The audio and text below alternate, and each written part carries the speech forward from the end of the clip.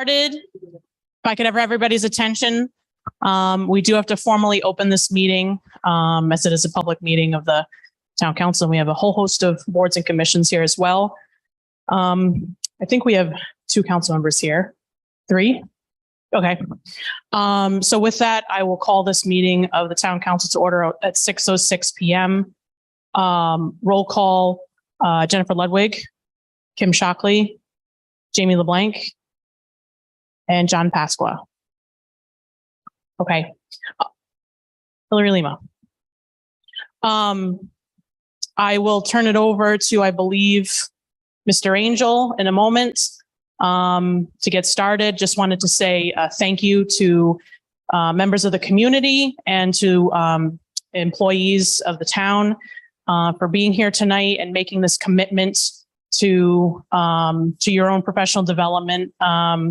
And thank you to our administration for putting this together and investing time to develop and train and make sure that Coventry is up to snuff and we're on top of our game. So without further ado, I'll turn it over to the solicitor, Mr. Stephen Angel. Hear me? Can everybody hear me? I'm pretty loud anyway. So let's just give you an overview of what we're going to do tonight. Okay, we're talking about state ethics law, the Open Meetings Act, and the Access to Public Records Act, and those things apply to you in your capacities as employees of the town or board members or council members in very different ways. And I understand that. So, you know, as it pertains to ethics, Lynn Radichis is here tonight from the State Ethics Commission, who I'll talk about in a minute. That will be followed by a short break, and then we'll come back and we'll talk about access to public records in open meetings. And we're going to do this a little bit different. I don't know about you guys, but, you know, at Thanksgiving at my house, we usually have a couple of different plates of food at different points in the day, simply because I can't eat 3 plates full of food all at one time. So what is that? So we're going to give you a high up view on some things as it relates to access to public records and OMA after the break.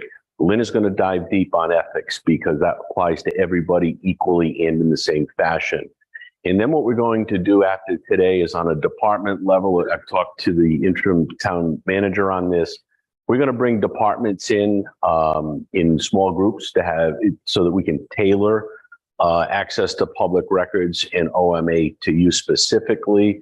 You know, I know that there are some representatives of boards and commissions here tonight. You are represented by legal counsel, planning and zoning by Assistant Solicitor David Igliozzi, the council by myself. So I will be working with them on an individual basis, and they have the benefit of our counsel on a continuing basis. But for those of you who are employees, we'll be bringing you in on town time, probably most likely in council chambers. And if Ed's still here, he's promised to bring Allie's Donuts for all of you.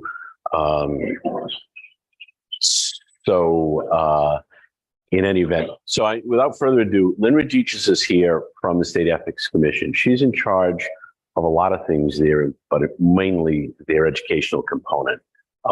Lynn is a 1997 graduate of Roger Williams University School of Law.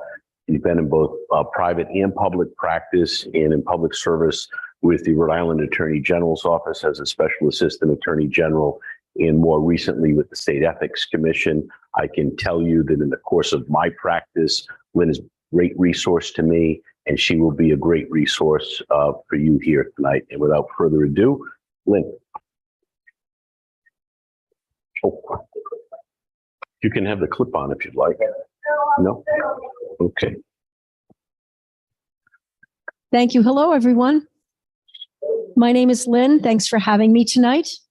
And I can tell you that were I not here at this very moment, I would be riding a stationary bicycle for 45 minutes at Cycle Bar in Providence. So let me just say thank you. I grew up next door in West Warwick, and I'm very happy to be here tonight. I love Coventry. I loved taking my ride here and down memory lane past the Payne Field where I used to watch my dad play softball for the Anthony PNA. And last week I ate at Seven Moons with my sister who lives in Coventry. So Coventry's near and dear to my heart. I remember that When I was little, Wood Estates opened and my dad came home and said, maybe we'll move to Wood Estates. And I cried my eyes out. We can't move all the way to Coventry. All my friends are here. So, but I spend a lot of time here and I'm very happy to be here tonight. So welcome to an introduction to the Rhode Island Ethics Commission and the Rhode Island Code of Ethics. And when I tell you this is an introduction, believe me, you are not expected to memorize anything that you learn tonight, okay? This is big picture stuff. Quite frankly, if you leave here knowing that there is an ethics commission, when you might need us and how to get a hold of us, please put that in the win column because I certainly will. All right, I am here to be as helpful as I can. I will stay and answer questions if you like, but I do have one favor to ask. Please hold your questions until after the presentation, and I'll tell you why. In my experience, 9 out of 10 times, the question that you are about to ask is in the very next slide, because that's kind of the way it was designed to make you think and think a little bit forward. If it's not in the next slide, it's more likely than not in a slide 5-10 minutes away. And if I leave where I am now to jump to that slide, we're never going to get back on track and we'll go late. So please jot down your questions or remember them and ask after. That having been said, if you simply cannot go on unless your question is answered, raise your hand and we'll address it. Okay. So with that, next slide, please. Okay, take a look at Article 3, Section 7 of our state constitution addressing ethical conduct. It says the people of the state of Rhode Island believe that public officials and employees must adhere to the highest standards of ethical conduct, respect the public trust and the rights of all persons, be open, accountable, and responsive, avoid the appearance of impropriety, we'll talk more about that, and not use their position for private gain or advantage. So that's what our Constitution expects from us. Doesn't seem like a lot to ask, in my humble opinion. Next slide, Cody, thanks. So the Rhode Island Ethics Commission is indeed a constitutionally mandated body. We have to exist. It is authorized to adopt, administer, and enforce the State of Rhode Island Code of Ethics and Government, or we call it the Code. Thanks, Cody. Next slide. Before we jump into the Code of Ethics, I'd like to orient us by talking a little bit about ethical conduct in general, okay? Ethics is a standard or philosophy of right and wrong human behavior based on logical reasoning. So ethical behavior, yes, sir.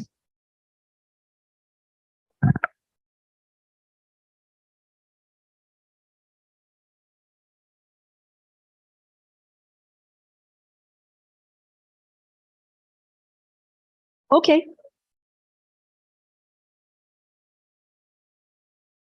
Okay. Awesome. So ethical conduct is the type of behavior that a logical person would agree is just the right thing to do under the circumstances. But here's the thing. People have different ideas about what makes behavior right and wrong. Okay. Next slide, Cody. How about ethics based on culture? Ever hear, when in Rome, do as the Romans do, right? Many people think that whether something is ethical depends on the setting in which it occurs, taking into account the local culture, habits, customs. Hey, this is the way we've always done things around here. I can tell you that is not the way the Rhode Island Ethics Commission views ethics, but more on that in a moment. Next slide, Cody. Ethics based on consequences. Ever hear, well, the end justifies the means here, or all's well that ends well. That's where ethical or unethical conduct is determined by looking at the results. And ethical conduct is just behavior that results in more positives than negatives in both quantity and quality. I will tell you that consequences is not the standard by which the Ethics Commission measures ethical behavior. Next slide, please. How about ethics based on character, where ethical conduct is determined by asking, what would a virtuous person do under the circumstances? The focus there is on one's character, one's motives. Hey, I'm a decent person. How could I possibly violate something called the Code of Ethics? Even character is not the standard by which the Rhode Island Ethics Commission measures ethical behavior. So what is? Next slide, please.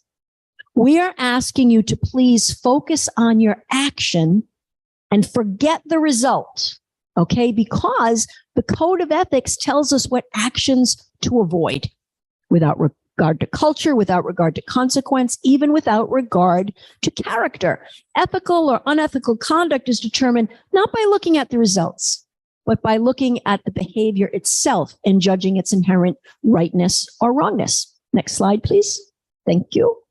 Okay, a little bit about the makeup of the Ethics Commission before we jump into the code. There are 9 people that sit on the Ethics Commission. They are all appointed by the governor. The governor gets to pick 4 of the people that sit on the Ethics Commission of his or her own choice.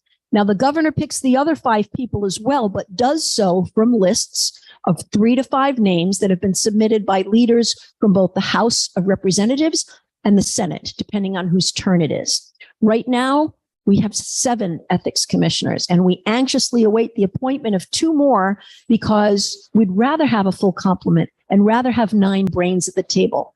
Okay. They're a wonderful group of people, very intelligent with varied backgrounds. And take a look at how powerful the Ethics Commission is.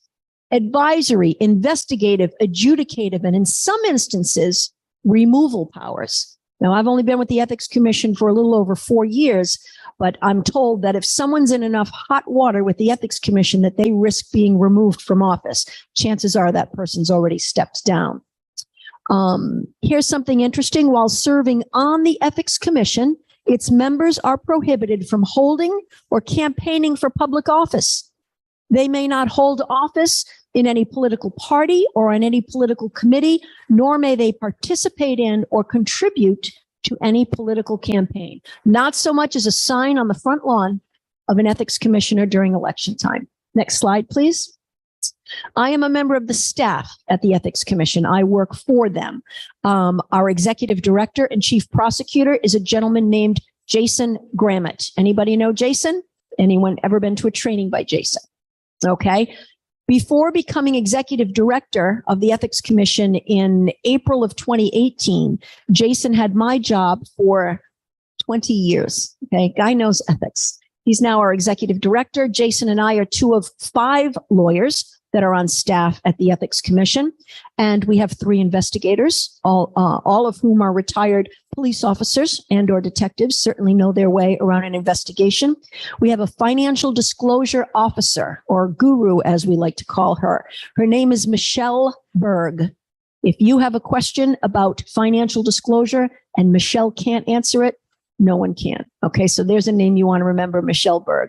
And there are 12 of us in all. We hang out at 40 Fountain Street in Providence, and you will leave here with our contact information. Next slide, please. Who's subject to this code of ethics that I keep talking about? Well, let's look. All state and municipal elected officials, all state and municipal appointed officials, and employees of state and local government, and members of state and local boards, commissions, and agencies. So I think that's everyone in this room, subject to the code of ethics. Next slide, please. Conflicts of interest. I will tell you this, we're going to talk about a lot of stuff tonight, but conflicts of interest and nepotism are pretty much the bread and butter of the Rhode Island Ethics Commission. Okay, so I like to start with conflicts of interest because it's super important and very relevant. So next slide. Okay, a person subject to the code of ethics, that's you, that's me, may not participate in any matter if it is reasonably foreseeable. What do I mean by that? Well, reasonably foreseeable means it's more than conceivable and less than certain to occur. That's a lot of airspace. That's a pretty big window. If it is reasonably conceivable that he, she, or they, or any family member, or any business associate, or any business by which they are employed or which they represent will derive a direct monetary gain or even suffer a direct monetary loss by reason of that person's official conduct. Okay.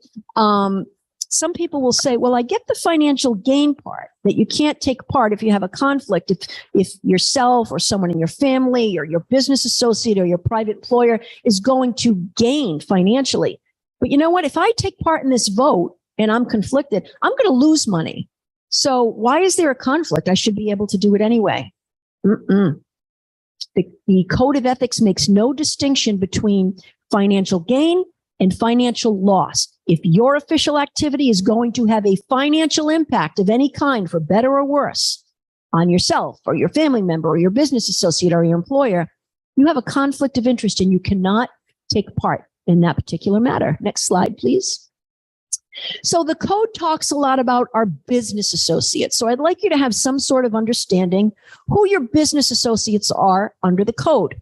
Here's the code's definition. Your business associates are persons or entities with whom you are joined to achieve a common financial objective. That is not the best definition I've ever seen. So let's look at some examples to help us understand this better. Your business partners are your business associates. That's fairly obvious, right? That's an easy one. People you have hired are your business associates. Think attorney, accountant, realtor, contractor. You get the idea. The Ethics Commission has determined that the landlord-tenant relationship is one of business associates. And this next one is important, and people often forget it. Any businesses or organizations, and this includes not-for-profits, okay? If you are an officer or you serve on the board of directors, and that's regardless of whether you are paid to do so. If you are an officer or one of the leaders of that organization, you are a business associate, not only of the organization, but of the other people on the board of directors or the other leaders in that organization. We'll get more into that. Next slide, please. So business associate relationships do not necessarily remain ongoing forever. So I want you to have an idea of what the Ethics Commission is going to look at when they're trying to determine whether or not you have a business associate relationship with someone. They're going to ask 3 questions. Are the parties conducting ongoing business transactions? Are there outstanding accounts between the parties? Does one still owe the other money? Is there an anticipated future relationship between these parties? If the answer to any of these questions is yes, chances are strong that there's a business associate relationship. Now, a couple of minutes ago, I used your realtor as an example. If you sold your house in 2015 and you used a realtor, and hopefully got more than you were asking. You had the closing, all the funds have been distributed. You've been living happily ever after in your new house for 8 years and no intent to move or use that or any other realtor. And that realtor comes before you in your public capacity, barring some other relationship with that realtor. It's your brother-in-law or your nephew, probably not your business associate anymore. That relationship is ended. But if your house is for sale now and you're using a realtor, and let's say you've accepted an offer and you're just waiting to have the closing, and that realtor comes before your board or agency or before you in your public capacity, stop, get out of it, recuse. You know why? Because you have a conflict of interest. That's your business associate, and you cannot take an action that will financially impact your business associate. Next slide, please. The code also talks about our family members and a number of statutes and regulations. So I'd like you to know who your family members are as far as the Ethics Commission is concerned. And you can see the list. First of all, whether by blood, marriage, or adoption, okay? Spouse, parents, children, siblings, grandparents and grandchildren, aunts and uncles, nieces and nephews, and your first cousins are all your family members as far as the Code of Ethics is concerned. Now, someone might say to me, Lynn, I haven't spoken to my sister in 4 years. If she comes before me in my public capacity with the town of Coventry, no worries. I will no more go out of my way to help her than I will to hurt her. I'll treat her like I would anybody else. No conflict, no need to recuse, right? Wrong. As unfortunate as a scenario I just painted, a family member is a family member is a family member, regardless of the status of your relationship at any given time. Same person might say to me, you know, Lynn, I'm a lot closer to my best friend than I am to my sister. If my best friend comes before me in my public capacity in Coventry, do I need to recuse? How many say yes, you must recuse? How many say no, you need not recuse? How many don't want to give an opinion and just want to hear what the answer is? That would be me as well. So if your friend comes before you in your public capacity, right? Technically, under the code, You do not have to recuse. Can you imagine the Ethics Commission trying to place a value on your friendship with somebody, right? To determine how close you are. What are they going to do? Did you meet in kindergarten? Did you date in high school? Do you take each other's kids back and forth to practices or rehearsals? Do you text twice a year, twice an hour? Can't do it. They can't place a value on your friendship. However, remember that constitutionally founded goal of avoiding even the appearance of impropriety? Tell you what, if your friend has business before you in your public capacity, that would be an excellent opportunity for you to exercise the discretion to recuse because it looks bad, to simply avoid the appearance of impropriety. Okay, that sermon's over for now. Next slide, please. Think of a conflict of interest as a situation where your private life and your public life intersect. All right. Now, there is no test at the end, and I told you you don't have to memorize anything, but please leave here with this on your mind. It is not unethical to have a conflict of interest. It doesn't violate the code of ethics to have a conflict of interest, said the woman with 31 first cousins. I kid you not. Okay. It's not the conflict that's the problem. The potential problem is the failure to identify and manage your conflict. And we at the Ethics Commission help people do that every day. Okay, next slide, please. Do I have a conflict of interest? Here's what you're going to ask yourself. Is it reasonably foreseeable, more than conceivable, less than certain? Is it reasonably foreseeable that a decision that I'm helping to make as part of my official duties will result in a financial benefit or detriment to me, to my family or household member, to my business associate, or to a business by which I am employed? Next slide, please. Ask yourself, even if there's no financial impact, is a family member, a household member, a business associate, or a business by which I'm employed a party to or participating in the matter that's being discussed here?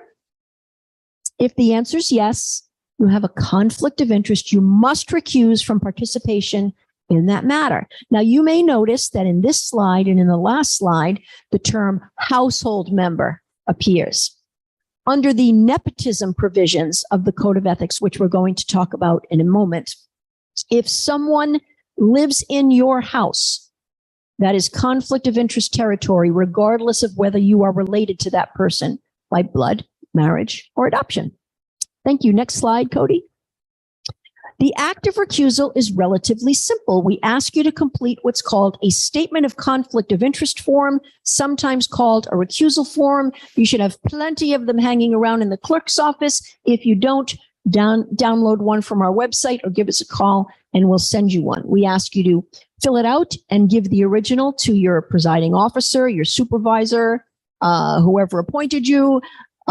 Pick someone and then make sure between the two of you that we get a copy, because we want to know that you recused when you were supposed to recuse, especially if somebody calls our office the day after a meeting and says, so-and-so didn't recuse from voting or, wasn't at the meeting and made an assumption. We can just look it up and say, sure, they did. We have their recusal form. Next slide, please. Nepotism. This is a new slide. I just get a kick out of it. I don't know why. If nepotism exists, my brothers will root it out. I just love that slide. So on to nepotism. Next slide, Cody. You may not participate in any matter as part of your public duties if there is reason to believe or expect that any person within your family or a household member is a party or participant, will derive a direct monetary gain, or will suffer a direct monetary loss, or somehow gain an employment advantage by reason of your participation in that matter. Okay, next slide. The code's prohibitions against nepotism apply regardless. Your family member may absolutely objectively be the most qualified candidate for that job, absolutely deserve that promotion. But if it's going to happen, it's going to happen without your involvement. Okay? The policy underlying the prohibitions against nepotism recognizes it's just really hard to be totally objective when making a decision concerning a family member. Do we think you could do it and treat them like you would anyone else without bias? Maybe. But that's not the point. We remove from you the obligation of having to defend yourself after taking action involving a family member by just taking it off the table. It's just not going to happen. And once again, I'll hit you with that constitutionally founded goal of avoiding even the appearance of impropriety. Next slide, please. Some examples of nepotism, not an exhaustive list, but this will get you thinking about what constitutes nepotism. Hiring someone in your family is nepotism. The awarding of a contract to someone in your family or household is nepotism. Any decision regarding a family or household member's property is nepotism, as is the appointment of a family or household member to a compensated position, and the participation in a disciplinary matter if your family or household member's employment is at risk. These are all examples of nepotism. Next slide, please. Okay. You may not participate in the supervision, evaluation, appointment, classification, promotion, transfer, or discipline of anybody in your family or your household, nor may you delegate any of those tasks to your subordinate. If you can't do something, the person who works for you can't do it. It's as though you would have done it yourself, right? Next slide, please. Now, the Code of Ethics does allow the Ethics Commission to approve what's called an alternate chain of command. This happens sometimes in legacy jobs, police departments, fire departments, occupations that often draw people in the same family. Here's what I'd like you to know if there's going to be an alternate chain of command. The person that's going to step in for the person that has the conflict has to be of equal rank or higher than the person with the conflict. And no alternate chain of command can just be presumed acceptable before the person who has the conflict going before the Ethics Commission and having it approved. Okay, and they do that through getting an advisory opinion. You will leave here today knowing what those are and how to get one. Next slide. Some people will say, okay, Lynn, I've recused. Do I leave the room? Do I stay? What's the story? Here's the scoop on recusal. Recusal does not mean that the public official must leave the room if it's an open meeting. But I'm going to tell you right now, that is best practice. Do yourself a favor. If you recuse, get out of the room. It's not worth the headache of, let's say you recuse. Well, someone might say, well, isn't it enough that I just sit at the table with my hands folded and my mouth closed and I don't participate? No, at the very least, leave the table. Your presence at the table gives an appearance of participation. But if you really want to do yourself a favor after you recuse, leave the room. And I'll tell you why. Let's say that the town council was meeting up here, sitting around a table, and someone has a conflict and she recuses and she comes and she sits right here, which technically is okay. Let's say that she takes out her phone because she's on break, she's not listening, and she texts home, I'm stopping at CVS on the way home, anybody need anything? At the same time, somebody still at the table gets a text from their house saying, I don't know, I checked on mom, she's doing well. I'm telling you, someone's going to call my office the next day and they're going to say, the minute that person recused, she sat in the front row and she texted the person still at the table. And I know they were talking back and forth about the matter. She didn't recuse, she took part. Who needs that headache, right? If you recuse, just leave the room. Now, if a public body's an executive session or closed session, once you recuse during executive session, you have no more right to be in the room than anybody else, and you must leave. And what I want to say about recusal here is to remind you that when you have a conflict and you can't take part in a matter, that doesn't mean that you simply don't vote, right? That would be abstaining. Recusal means you don't take part in the conversation that leads up to the vote, much less the vote, okay? Next slide, please. Contracts. We will discuss this briefly. I just want you to be familiar with it. My position on ethics training is I would rather give you a little information about a lot than come in here and hammer one or two subjects. And I just want you to be familiar with the code. So that's why we're jumping around like this. No person subject to the Code of Ethics may enter into any contract with a state or municipal agency unless, next slide, that contract has been awarded through an open and public process, including prior public notice and subsequent public disclosure of all the proposals considered and the contracts awarded. All right, next slide, please. There are some exceptions. There are certain contracts for professional services which are customarily awarded without competitive bidding. Those aren't subject to competitive bidding, but you still have to have a process of public notice and disclosure of the financial details. And you can see some examples of those types of contracts with physicians, attorneys, engineers, architects, accountants, land surveyors, psychologists, and the like. Next slide, please. Secondary employment. Many of us will have a little side hustle in addition to our state or municipal jobs, but here's what I'd like you to remember about that. You may have a private or public sector job in addition to your municipal position. What you may not do is have secondary employment that does either or both of the following. It cannot impair your independence of judgment with respect to your public position, nor may it require or induce you to disclose confidential information that you acquired during the course of and by reason of your public employment. Next slide, a little more on this. I want you to know sometimes people will ask the Ethics Commission for an advisory opinion before they take that second job. And I want you to know what the Ethics Commission is going to look at when they're trying to determine whether it's okay for this particular secondary employment. They are going to look at the nexus between your public duties and the proposed private employment in which you wish to engage. The work that you do in your second job has to be completed outside of your normal work hours without the use of public resources. A public employee or official may not appear before their own agency, and the work has to be conducted outside of areas over which you have decision-making jurisdiction in your public job.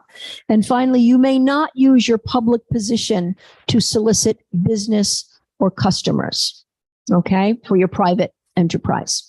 Next slide. I hope this comes as no surprise to anyone. You may not use or disclose for financial gain confidential information acquired in the course of your official duties. And when I say for financial gain, I don't just mean your own financial gain. For the financial gain of you, anyone in your family, your business associate, or your private employer. Okay, next slide. Gifts, very popular topic at the Ethics Commission. Let's look at the rules on gifts. If you participate in making decisions, and I know that you do, okay, you may not accept cash or forgiveness of debt from an interested person. What's an interested person? An interested person has a direct financial interest in a decision that you either make or you help to make. That's an interested person. And an interested person can include employees or representatives of an individual, business, organization, or entity. Next slide, please. So what can you accept under the Code of Ethics? You may accept things of value up to and including $25 per instance and $75 per year per interested person. Now, I'll tell you this. If your municipality or department has a zero tolerance policy on gifts, not a bad idea, it's very clean, right? Or one that is more strict than the Code of Ethics, then you have to follow your municipality or department's policy. Okay. Now let's say that your municipality or department says, yeah, we get it, Ethics Commission. You can't go around accepting gifts from interested persons. But $25, really? What's that? A sandwich and a cup of coffee? We'll do it, but we're going to make it $100. No, in that case, you have to follow the Code of Ethics. You have to follow the less fun one. Okay. Once upon a time, back in the day, as they say, I'm told that $25 limit was $150, right? And that $75 limit was $450 a year per interested person. Now, usually amounts don't go down like that over years. They kind of increase with inflation or as, time goes on. Suggests to me that maybe there was just a little too much not good stuff going on. So it's $25, or as we like to say, the Ethics Commission, everybody pays for their own lunch. Okay, next slide, please. Transactions with subordinates. Here's the rule on that. You may not engage in a financial transaction. What do I mean by that? Private employment or consulting, giving or receiving loans, monetary, political, or charitable contributions with an employee, contractor, or consultant over whom you exercise supervisory responsibilities. There are some exceptions. Next slide, please. Financial transactions in the normal course of a regular commercial business or occupation. You're driving home, you go to the Stop and Shop, you see that one of your subordinates from work has a second gig at night working the register at Stop and Shop. You do not need to go to a different line because you can't engage in that financial transaction with your subordinate. That would be a transaction in the ordinary course of a commercial business. Another exception would be if the subordinate initiates the financial transaction between you. You don't initiate it between you and your subordinate. And then there are charitable events that are sponsored by the highest official or governing body of a state or municipality, and that would be another exception. Next slide, please. No person shall solicit or request directly or through a surrogate political contributions from a subordinate for whom in that official or employee's official duties and responsibilities, he, she, or they exercise supervision over that person. Now, that having been said, people have a constitutional right to contribute to the political campaigns of anyone that they so choose. Your takeaway here is you can accept political contributions from a subordinate as long as you or someone didn't ask for them. Okay? A subordinate can say, you know what, I choose to donate to this particular campaign. That would be the difference. Next slide, please. The revolving door. The Code of Ethics has a number of revolving door provisions. We're not going to go through all of them, but I think it's very important for you to know why we have them.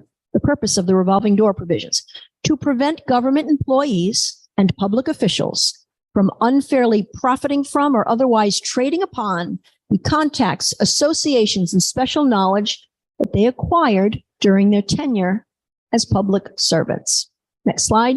Let's do an example. No elected or appointed official may accept any appointment or election that requires approval by the body of which he or she is or was a member to any position which carries with it financial benefit, right? And this prohibition continues for 1 year after the termination of his or her membership in or on such a body. Now, the Ethics Commission may give its approval for a particular appointment or election if satisfied that denial of that appointment or election will be a substantial hardship, not for the person that wants the job, but for the body. Okay, so let's give an example. Let's say that there is an attorney on a local city council, right? And then that attorney leaves the city council for whatever reason, just leaves on their own, doesn't get elected, what have you. And 6 months later, that city council says, we need to hire an attorney. And somebody says, you know what? Joe left 6 months ago. He's an attorney. And who better to understand the needs of our city council than Joe, because he was on the city council, right? Can Joe accept that position? No, not now, not after 6 months. Now, let's say that the city council goes to the Ethics Commission and says, we have a hardship. We have searched far and wide through all 12,000 plus attorneys in the state of Rhode Island, and the only person that can meet our needs is Joe. Good luck with that one, right? So that's an example of the revolving door in that case. Next slide, please. No municipal elected official or school committee member, whether elected or appointed, because that works differently in different cities or towns, while holding office and for a period of 1 year after leaving office, shall seek or accept employment with any municipal agency in the municipality in which that person served. Now, there's an exception if you had that employment before you were elected and you held that employment the whole time through. Okay, next slide. Here's another one. You may not represent yourself or anybody else, okay, before the agency of which you are a member or by which you are employed or for which you have appointing authority. You also may not serve as an expert witness before your own agency. And this prohibition lasts for 1 year after you leave public office. Let's look at the next slide. What do I mean by represent yourself? Representation means the participation in the presentation of evidence or arguments before that agency for the purpose of trying to influence the judgment of that agency in your favor or in favor of someone else. Next slide, please. There are some exceptions. The Ethics Commission may grant a hardship exception that would allow you to represent yourself before your own agency or an agency over which you have appointing authority. To get one of these hardship exceptions, you must request an advisory opinion. Here's a common one.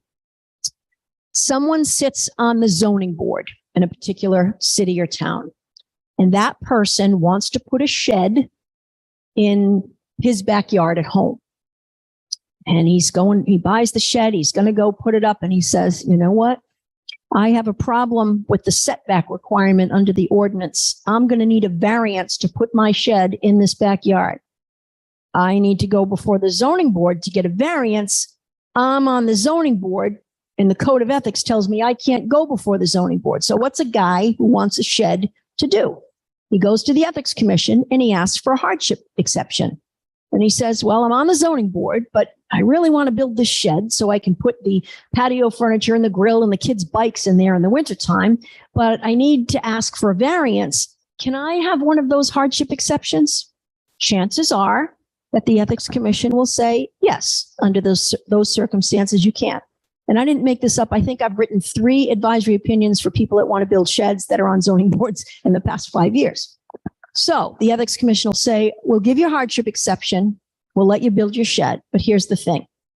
You're not going to sit on the zoning board that night and help make the decision about whether you can have your variance. And you're going to let everyone know at that meeting that you came to us and got an advisory opinion that says, yes, I can appear before my own agency to seek a variance to get my shed. So the guy does that, builds a shed. Everything's going well. A year later, he and his buddy buy a very sweet piece of land in town. And they say, you know, it'd be great to develop this land and put a commercial building on it and rent it out and make $1 gajillion. But we need to go before the zoning board for a couple of reasons. You know what? That Ethics Commission was so nice when I wanted my shed. They gave me a hardship exception. I'm going back there. And the same guy says, hey, Ethics Commission, remember me? I got to build a shed in my backyard, seek the variance to do so. This time, I need to go before the zoning board again, but it's for a different reason. My buddy and I bought this land and we want to develop it commercially and start a new business. Can I have one of those hardship exceptions? Yeah, not going to happen. Not going to happen. There is a big difference between wanting to put a shed in your own yard to protect your own property at your house and wanting to engage in a new commercial venture, right? So you want to do that? Wait until you've been off the zoning board for a year. Next slide, please. Complaints. We do get them at the Ethics Commission, and believe it or not, they're never filed by your friends. Go figure, right? So we're not going to go too deeply into complaints, but I do want you to know a couple of things about complaints filed with the Ethics Commission. Next slide, Cody. Thank you. Anybody can file a complaint against someone subject to the Code of Ethics, but they have to do so on a form that's provided by us. And it has to be signed under oath. Translation, we don't take anonymous complaints. Okay, it needs to be signed under oath. It has to name the individual alleged to have violated the code. We call that person the respondent. It needs to identify the respondent's public office, detail the specific acts which allegedly violated the code. And this complaint is not public unless and until it's accepted by our executive director. And the complainant is not a party. The complainant may get the ball rolling by filing the complaint, but they're not going to be sitting at council table with the prosecutor who's prosecuting this complaint. The other thing I'd like you to know is that a complaint that is filed before the Ethics Commission is civil in nature, not criminal. Okay? The Ethics Commission does not put people in prison. And even though we use terms like prosecutors and violating statutes and we litigate, it's civil in nature. Now, that's not to say that the person who's got a complaint pending with the Ethics Commission might not be in some trouble with the Attorney General or the U.S. Attorney for the very same behavior. Okay, it's just that before us, it's civil. Next slide, please. Advisory opinions. We're almost near the end. You're hanging in there. Great, and I appreciate that. You're either riveted or so lost and uninterested that I'm going to go with riveted, okay? So, advisory opinions. The other half of my job, when I'm not out giving trainings, is to draft advisory opinions for people that need them from the Ethics Commission. Myself and my colleague and friend, Teodora Papa, we probably draft 95% of the advisory opinions that leave our office. So we thought that you should know how to get one if you want one. Next slide. An advisory opinion is a legal interpretation of the Code of Ethics. It is issued by the Ethics Commission. It provides specific guidance about particular and impending circumstances, and it's based on the representations of the petitioner. Here's your takeaways from this slide. The Ethics Commission does not issue advisory opinions on hypotheticals. Okay? They all turn on their facts. And if there's no facts to hang the law on, then it's also going to be of no use to you. A hypothetical advisory opinion is not going to protect you from anything. It's got to be based on an actual pending circumstance. Okay? And also that second part, it's based on the representations of the petitioner. The petitioner is the person who's asking for the advisory opinion. So if I get a letter, and it's from you and you're asking for an advisory opinion, and I call you up and I say, hi, it's Lynn. I'm going to draft this advisory opinion. Your letter was great. I just need to ask you a few more questions. And by the way, if I do that, there are no right or wrong answers. There's no judgment. It's not to annoy or embarrass or pry. We know what facts we need so that we can then look at the code and find out what parts of the code apply. And then we can look up other advisory opinions that we've already issued to see how the commission ruled and to draft yours. But if we hang up from a conversation and I'm drafting your advisory opinion, I'm not going to go to one of the investigators and say, hey, this person told me these are the facts, go check them out, and then I'll write this thing. No, if you tell me these are the facts, those are the facts. And they will carry the day unless and until it comes out that maybe those were not the facts. But I haven't seen that happen in my tenure. Next slide, please. Anybody subject to the code can ask for an advisory opinion. The time to do it is before you take official action. Better an advisory opinion today than a complaint tomorrow, right? And again, it's got to be about a provision which may affect you. And again, the time to do it is before you take official action. There have been times I'll answer the phone at 2:30 and someone will say, I need an advisory opinion. I can email it right over.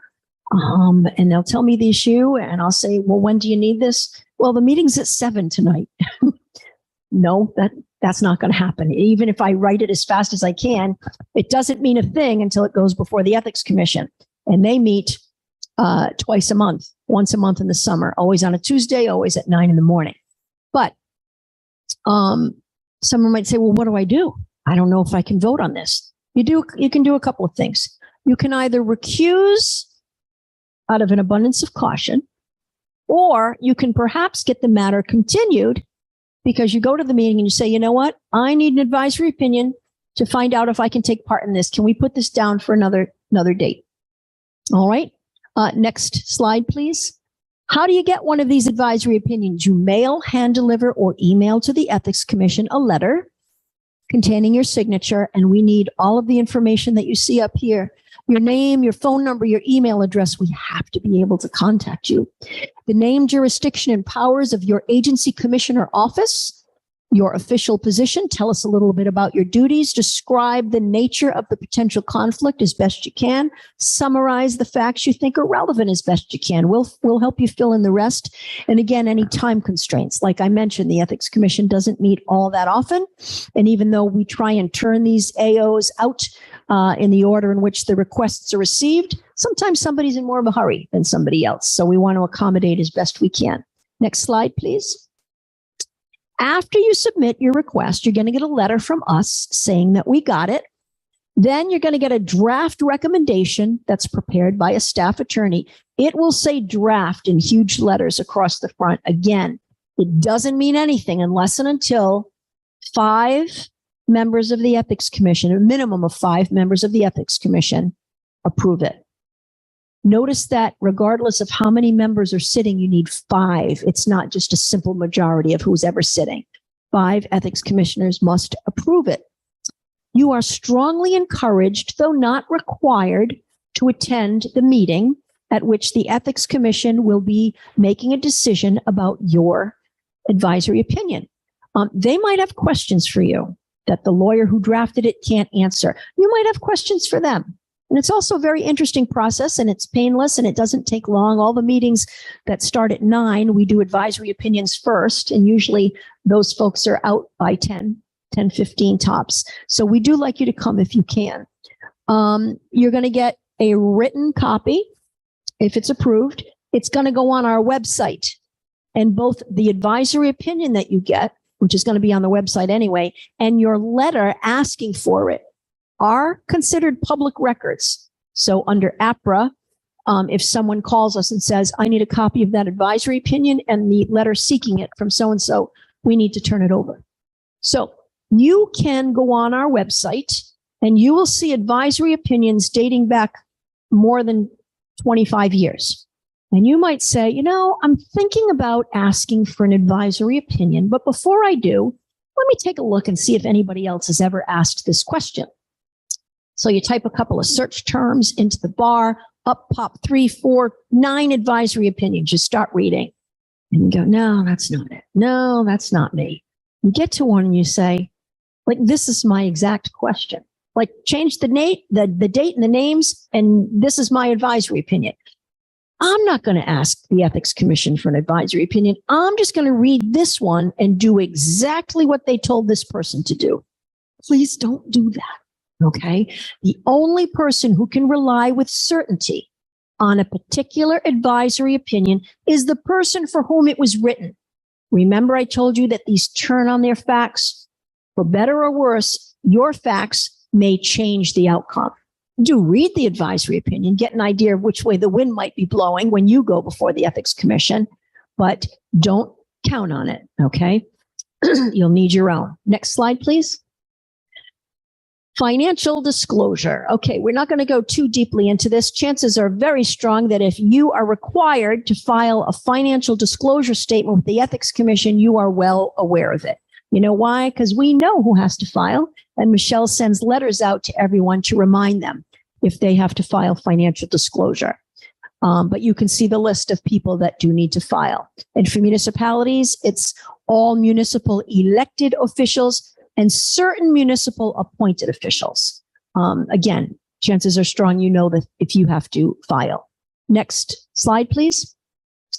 We'd like you to know the purpose of financial disclosure. We promise it is not to make you miserable or invade your privacy, things of that nature. Financial disclosure helps ensure that people acting in the public interest do not use their public positions to further their private financial interests. Financial disclosure helps identify conflicts between an official's financial interests and his, hers, or their public office. Financial disclosure increases the overall transparency in government appointments and decision-making, and they help further the public's confidence in government. And what's wrong with that? No one's going to ask you what you paid for your house. No one's going to ask you how much money you have in the bank. Those are not the types of questions for financial disclosure. We're trying to identify relationships, like what boards do you serve on, and to set up potential conflicts of interest. Next slide, please. The yearly financial statement requires the listing of certain assets and sources of income, but does not require divulging net worth. I've put a couple of examples of things you might see on the financial disclosure statement. Information that is required includes the following. We need the name of your employer. We're going to ask about real estate other than your principal place of residence. And we're going to ask about businesses in which you, your spouse, or dependent children have at least a 10% or $5,000 ownership or investment interest. Next slide, please. There are questions on the financial statement regarding to trust income and out-of-state travel provided by or paid for by someone else. Next slide. Question 9. This is an important one. Again, people often forget this. You will be asked to list all positions of management, as well as positions of director, officer, partner, trustee, or positions of a similar nature in any entity held by you, your spouse, or your dependent child, regardless of whether you are paid for your service. Some people will say, well, I didn't put that on because I don't get any money from it. Doesn't matter. If you sit on a board or you're a leader in an organization, you must disclose it. And this includes businesses as well as nonprofit organizations or groups. Again, even if no compensation is received. Next slide, please. You must disclose debts of more than $1,000 to anyone other than most family members, financial institutions where the debt is secured by a mortgage on your principal residence, or debts arising from credit card transactions. Next slide. This is how to reach us. We are at 40 Fountain Street. This is our number. Sometimes you might have a question that doesn't necessarily require an advisory opinion. You just want to talk it through. You can call our office anytime, speak with an attorney, ask for me if you like, or one of the investigators, and we can chat with you about your question. We can't say to you, you absolutely need an advisory opinion. You absolutely don't need an advisory opinion. Any advice that I or any of my colleagues give you over the phone is informal. It's not going to bind the Ethics Commission. You can't hang up and say, I called Lynn this afternoon. I can vote tonight. No problem. It's not going to help you. It's probably going to get me fired if someone thinks that I told you that you could do something without going before the Ethics Commission. But sometimes just talking through will help people. Like I've had people call and a person will call and say, I don't know if I can vote on this. And we'll kind of get through the conversation. Even if I technically can, I'm not comfortable voting on this. It would look bad, or I have a bias, or I'm looking for a way out of it. And we just say that, then just recuse. Just recuse in that case. I think, is that the last slide? Next slide. Oh, my favorite. I end with the Rhode Island postcard slide. So if you cannot get enough of ethics, right? Since September of 21, what I developed is an online pre-recorded ethics training that is available for free to anyone who wants it. We send you a link, which would allow you to sit at your own computer and go through, it's 7 modules that are maybe 7 minutes a piece, separated by different topics of the code. And you watch it, you listen to it. I threw in some optional multiple choice questions at the end. Not that you have to take it or pass it, but sometimes it's like taking the little quiz to see if you're getting it, right? If you want to take online ethics training pre-recorded, or if you have a friend that could not be here tonight or a colleague that you think would benefit from ethics training, all I need is your name, your email address, where to send it, and your position. So I just know who's seeking the training. At this point, I am happy to answer any questions. I will tell you this in advance. Whenever I say, okay, I'm happy to answer questions, there are sometimes people will say, are you okay, sir? Okay. Been there. So, yeah. So I fell over my own feet getting up from my desk this afternoon. So all in a day, right? So sometimes when I say it's time for questions, people will say, questions? I don't even know half of what you just said. Don't worry about it. Well, they kind of just sit with you for a while. At some point, maybe someone's going to give you a gift and you might say, I don't remember what Lynn said, but I know there's something about gifts. Let me give her a call. Other times people will say, well, yeah, I have a question, but I prefer not to ask it in front of 60 of my colleagues. Thank you very much. I'll call you privately. That's fine too. But does anyone at this time have a softball question for me? No? You have been delightfully attentive. Yes. Oh, I didn't realize we're on live. You want to read them for me or? Oh, okay. Hi, Rory. Hi, how are you? Very well. My question is, are there any limits on supporting a particular candidate or political campaign if you're on a board or commission and or running for political office? Okay. Right church, wrong pew. I think that would be a question for the Board of Elections. Okay. And can you attend ethics commission meetings? Absolutely, except for executive session. Okay. But the public session where the AOs are talked about and other matters are discussed, absolutely, we encourage it. More people did when it was held via Zoom during COVID. And I know the petitioners from Block Island loved that because they could just participate via Zoom. But yes, absolutely, you're welcome to a commission meeting, except for executive session. Thank you. Is there another question?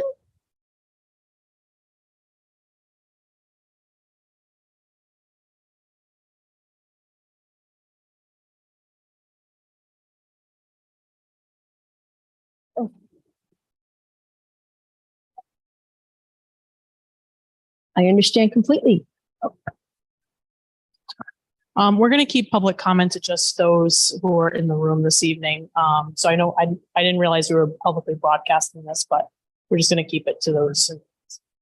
Sure. So I would invite whoever has the question to call me at the office tomorrow. My direct line is 462-9061, and I'll be happy to answer your question. Anyone else? Yes, sir.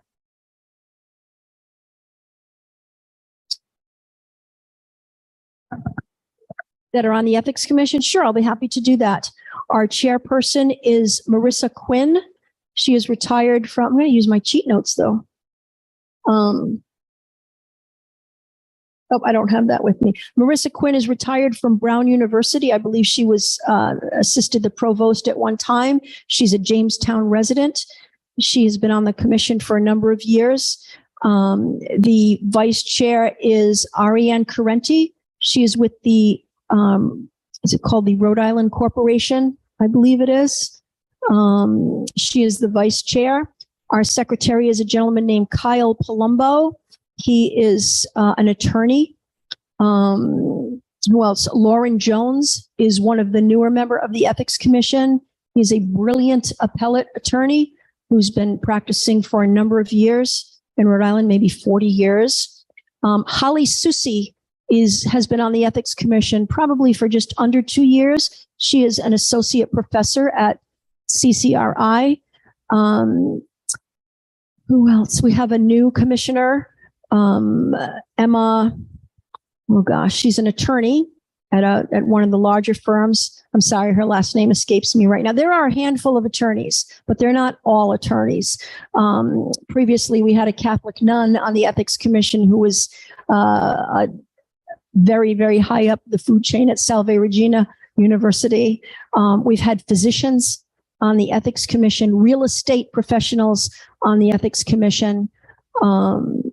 Right now, there are a number of attorneys on there, but there were supposed to be 9 at full complement. Right now, there are 7, and we're waiting for 2 more to be appointed because we like it better when everybody's, when there are more people on there, just for that reason, to get a variety of opinions and input and things of that nature. Yes, actually, the governor appoints all of them, but the governor picks 4 people of his or her own choosing. And then although the governor seats the other 5 ethics commissioners, he or she does so from lists of 3 to 5 names that have been submitted by the leaders from the House and the Senate, depending on whose turn it is. to recommend someone. I hope that answers your question. Any other questions?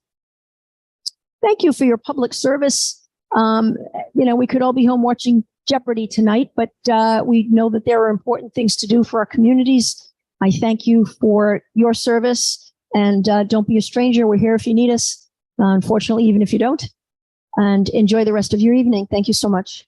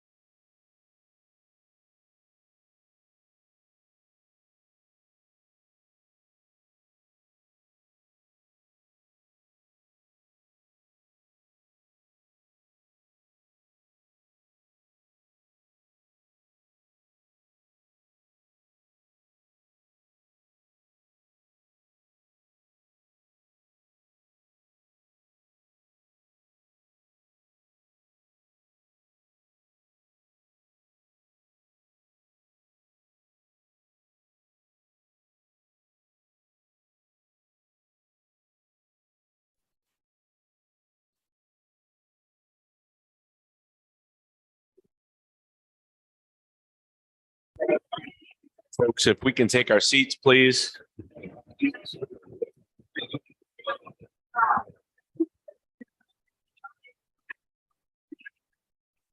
So we're going to start to talk about the Access to Public Records Act.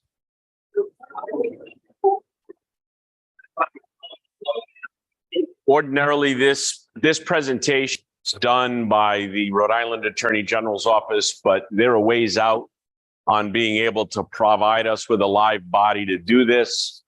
So I'm going to provide you with the overview using their slides. Now, you were handed these slides when you came in tonight. You'll get a digital version tomorrow, along with a workbook from the town manager.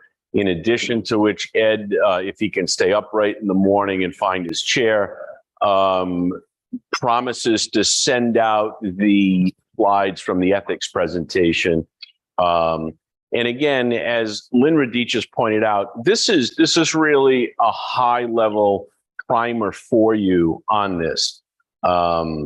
Every factual circumstance related to a request for a public record or a question about the nuances of an open meeting or a conflict of interest assessment with respect to the ethics code is highly factual specific. Facts are very important. And again, while your facts may seem like someone else's facts on which either the AG's office or the Ethics Commission rendered an opinion, it's not dispositive. It doesn't mean anything until the specific facts of the circumstance are brought to those bodies. In our case, you know, from the standpoint of access to public records and open meetings, we try to eliminate those risks at the point of origin by providing proper legal counsel, you know, for access to public records. Just to give you a general framework before we get into slides from a town level, you know, this presentation applies to all public agencies, all public bodies and things of that nature. Some of this may not be of particular relevance to you and what you do.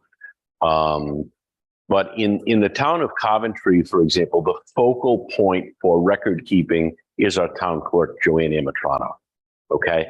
She will get those access to public record requests.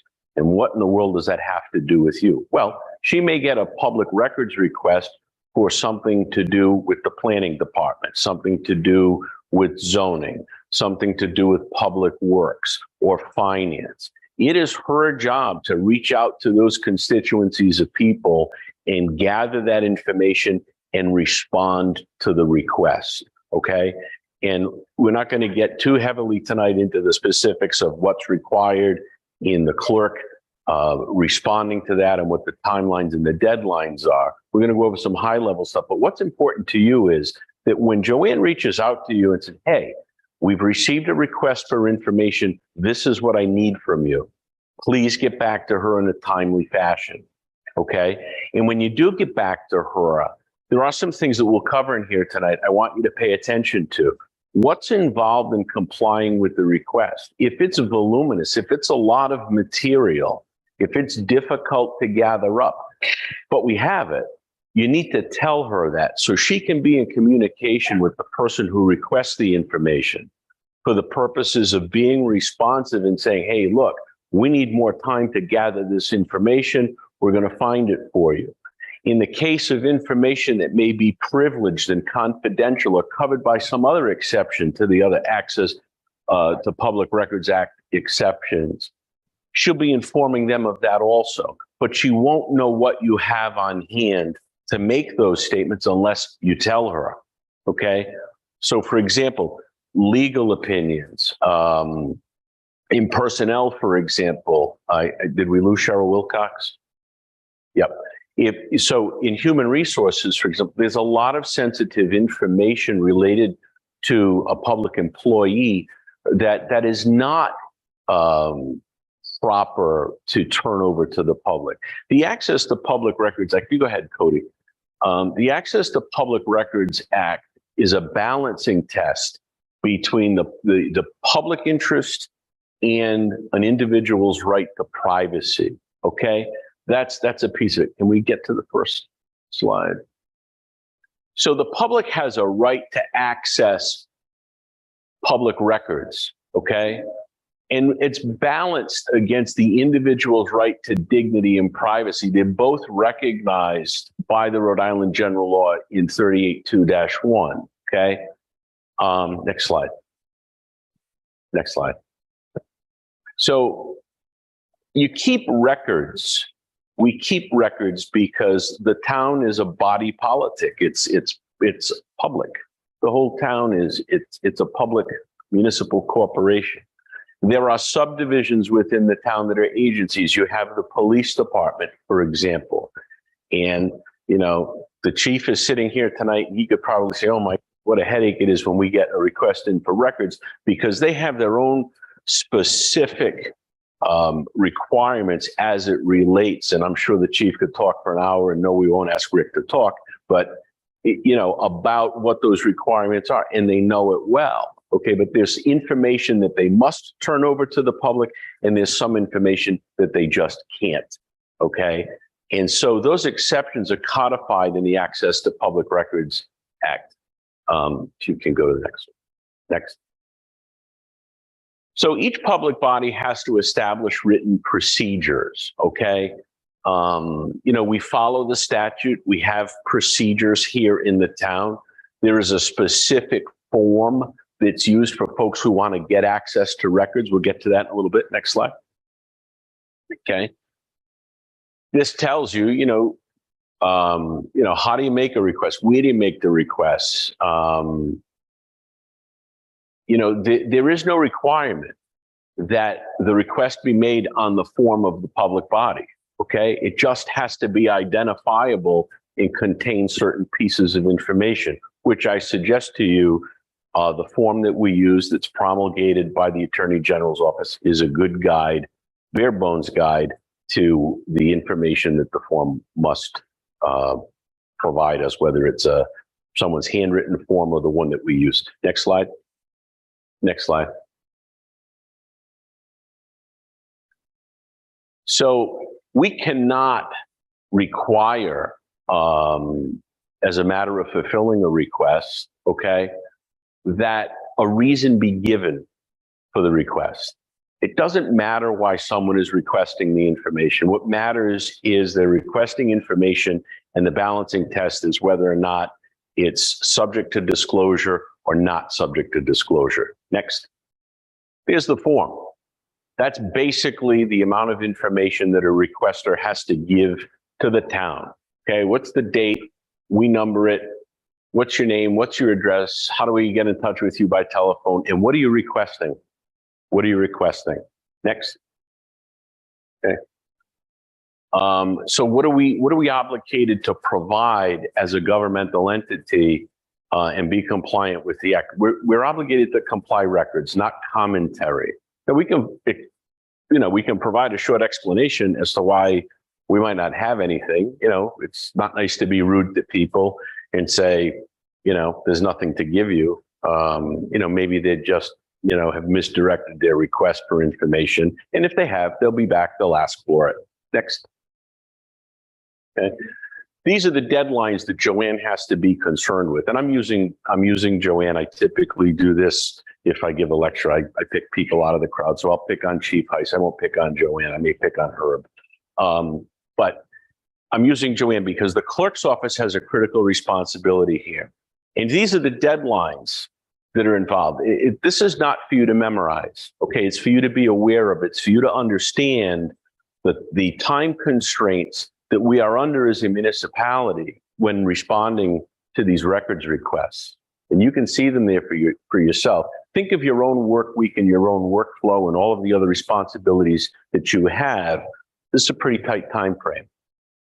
And one of the things I want to suggest to you is in gathering this information. If Joanne says to you, hey, Herb, somebody requested these materials, can you provide them to me? And she gives you a list, and Herb gets back to Joanne and he says, gee whiz, Joanne, there's 750 pages here, and we've got to do some research to pull it all together.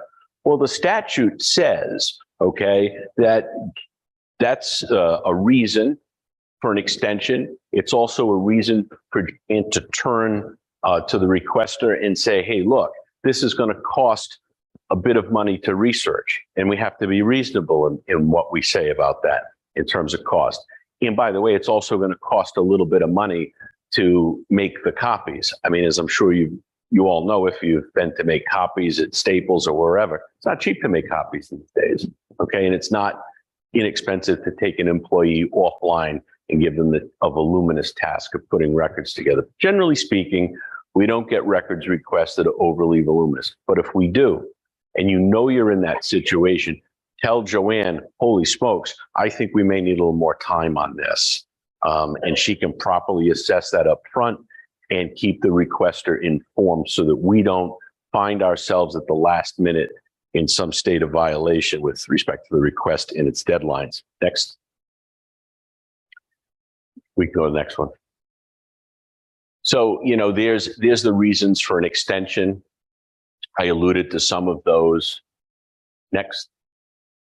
Okay. Is it a public record? And that is a really important thing. In turning over information, there's that balance. Is it really a public record? Human resources is a tricky area. We're going to get into some of that. You know, all of you here are engaged in public employment.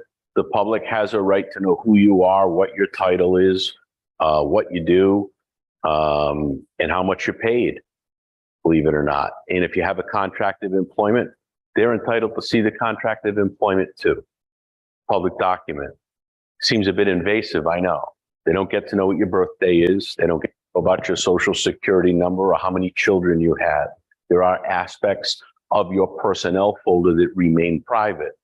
You know, I heard that John Smith, you know, over in the woodworking department, you know, has been out for 6 weeks with a broken foot. How much did we pay him? There's a lot of problems with that request because we can't talk about people's medical conditions and acknowledge that. And we can't turn over records and disclose things that are in medical records. Okay, that's an exception. Okay, Cheryl will know that. Joanne will know that. That's the type of request that my office will be brought in to give some advice on. You guys don't fly solo on this. You go to Joanne, she knows what to do. And when Joanne has a question, she gets to us. I mean, we certainly want to provide whatever information we can to the public that is theirs to have. Okay, this is not a game of keep away. Okay, but we do have to balance those privacy interests. Next slide. Next slide. Next slide. That's an old show, right? Next slide. You do not have an obligation to compile data in a form that necessarily the requester is saying, well, I want everything page numbered or I want everything categorized. The way the records are kept in the normal course of business is the obligation, generally speaking, to turn over documents. Okay? And I'm speaking in plain English. I'm not going to run you through some of what you would all consider to be the legalese of the statute. Okay, I want to give you the practical aspects of this. As I said before, we will be having additional meetings on town time during the day, not after hours, which, by the way, thank you very much for your participation here tonight. I know this is a sacrifice, but we think it's necessary, and I thank Ed for putting this together. But we will be meeting with you on a department level basis, on a board and commission level basis with respect to other issues, just to answer specific questions and to address particular nuances related to your department. You know, God knows, you know, when we meet with the police department to go over some of this, they'll be the only department in the room because those folks have a lot to be concerned with respect to record keeping. It's a tough job. Next slide. Next slide. Okay, let's get into some exceptions. Next. Oh, I'm sorry, go back just a second. So you've got some exceptions. You've got stuff that's confidential, you have stuff that's exempt, and you have stuff that's public. The only stuff that gets turned over is the public stuff. So let's get into some of the exemptions. Next. Next. Okay.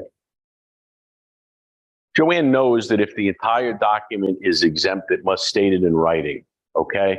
And that no reasonably segregable information exists.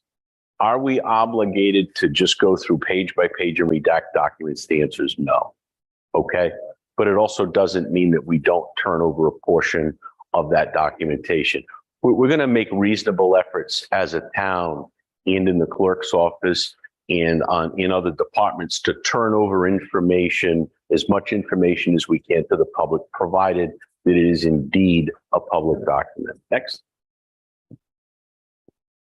Certainly anything related to the attorney-client relationship, doctor-patient, medical information. I alluded to the medical information in the context of human resources is exempt. Next. Trade secrets. I don't know, maybe there are trade secrets in the town of Coventry, who knows? You know, it says here, trade secrets and commercial or financial information obtained from a person, firm, or corporation which is privileged of a is of a privileged or confidential nature. But let's be clear about something. The finance department is required to turn over just about every scrap of paper they have upon request, Mr. Savetti, is that right? I mean, that's, you know, folks have a right to know how their money's being spent. Folks have a right to know what the budget's about. Folks have a right to know what invoices may or may not say. Next. So any record which would not be available by law or rule of court to an opposing party in litigation, it's a slippery slope. And you say, well, yeah, we have this record, but you can find it somewhere else. All right, hang on. We want to try to be as helpful as we can to people without overburdening, you know, the town. If it's something on our website, you can point them to that. Okay. Again, you're not going to make that decision. You're going to go through Joanne. She is the person as the clerk who is designated by the statute as the point person with respect to APRA requests. And we'll take it from there. In fact, I think we had one, without getting specific, where I was roped into an email and somebody said, yeah, but some of this information can be obtained from here, there. Just, if it's easy enough to put together, just do it. Just do it. Next. You can see some of the other exemptions. Next. Next. You can read these for yourself. This is not stuff I expect you to commit to memory. If something's exempt, that decision's going to be made by more than just one person, and certainly by more than just Joanne. Next. Correspondence to elected officials. You know, that is a case-by-case basis. Again, that's factually specific. Factually specific. That's going to have to be evaluated on a case-by-case basis as to what may or may not be exempt based on the facts of the request. Next. Next. So, you know, records, reports, opinions, information, statements. You see the red light. Next. This is the chief's favorite, police records. You can see some other exemptions that are codified: healthcare information, BCI records. Next. This applies to the school department and evaluations of their employees. Next. Clearly unwarranted invasion of personal privacy. Unwarranted invasion of personal privacy. That's pretty broad. But I can tell you that if it doesn't feel right and it doesn't sound right, then it probably isn't right. It's a little bit about common sense. You work for the town, employed by the town. You may have a contract, you get paid. People are entitled to know that, okay? But they're not entitled to know, your favorite color, your kid's birthday, family information. There's a lot of private information they're not entitled to have, okay? So, you know, we are looking out for your privacy, and we're balancing that against the public's right to know. Next. So here you go. What do they get to know? What does the public get to know about you as an employee? There you go. That's what they get to know. So let's be honest. Does that seem a little invasive? Seems a little personal, right? Yeah, seems a little personal. Yeah.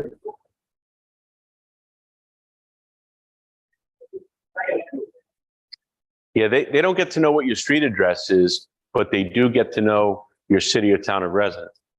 But guess what? They can Google that. Okay. So that's not the secret that it was 25 years ago. Next. There are exceptions to this. Obviously, there are certain classes of peace officers, of which police officers are one, that information is private. Next. That's the balancing test that I've been alluding to for the last however many minutes. Next. Next. Next. Does the information requested shed light on the agent's performance of its statutory duties? Generally speaking, yeah, folks are entitled to know about that. Next. Balancing test. Next. Chief, you give up internal affairs reports? Under what circumstances?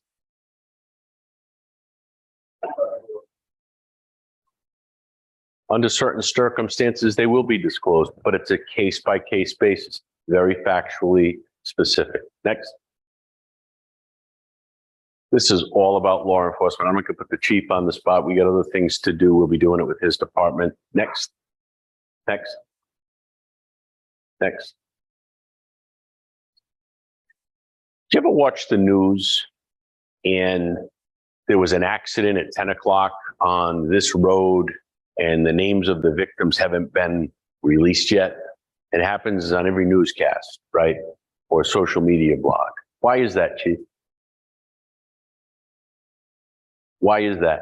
Why aren't names released right away? How long do you have? Yeah, and you got 48 hours. You got 48 hours. Next. What do people get? Next. Next. I'm not going through these scenarios. Next. Take a look at the research and retrieval cost and the photocopy charge that we can get. It's not a lot. But if it's a voluminous request and you have to allocate a body, Herb, you got a lot of extra bodies in your department, right? Yeah, tons. Yep. So I mean, it's hard to give up a body to research something. Sure it is. Next. This tells you what we have to do to deliver them or not deliver them. Next. Okay. Redaction can certainly be an expense depending upon the volume of documents. Next. Next. Next. Next. Look at all of the hoops you have to go through on itemizing costs and preparing cost estimates. When Joanne gets one of those, she just loves it. Right, Joanne? It's a lot of work. It's a lot of work to comply with these. Next. Good news is we have PDF, right, Joanne? Some people like to get stuff by PDF. You stick them in the scanner, you have to keep track of it, and you can get them to folks. Next. Denials. That's not a decision made at the department level. That's a decision made at the clerk's level in conjunction with town manager and, hopefully roping in legal. Okay. Your job is to simply respond to Joanne. Police departments are a different ball game, a whole different ball game. Next. And there is a denial procedure if we're going to deny the request. Next.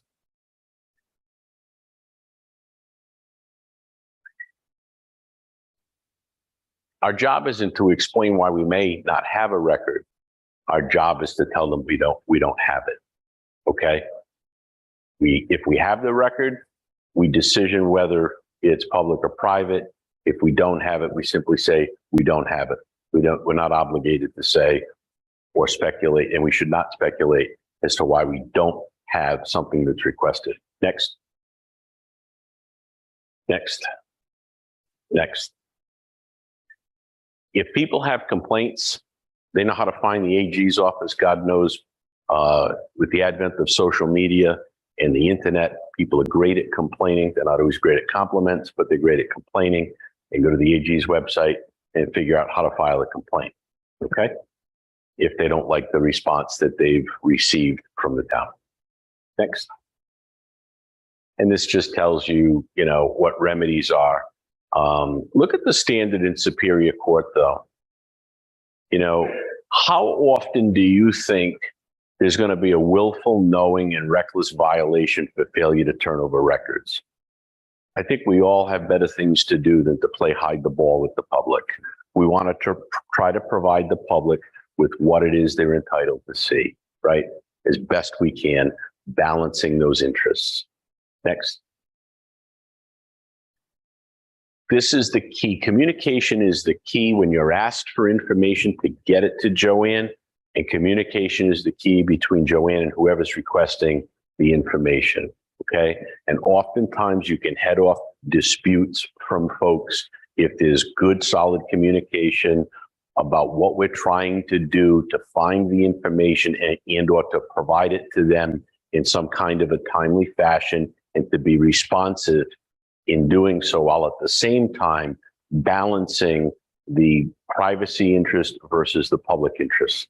Next. Ed's responsible, or whoever sits in the town manager's office is responsible as the chief executive for making sure that certain employees have the appropriate training with respect to the Access to Public Records Act, and making sure that we have a point person as a town to coordinate the response efforts with respect to a request. Next.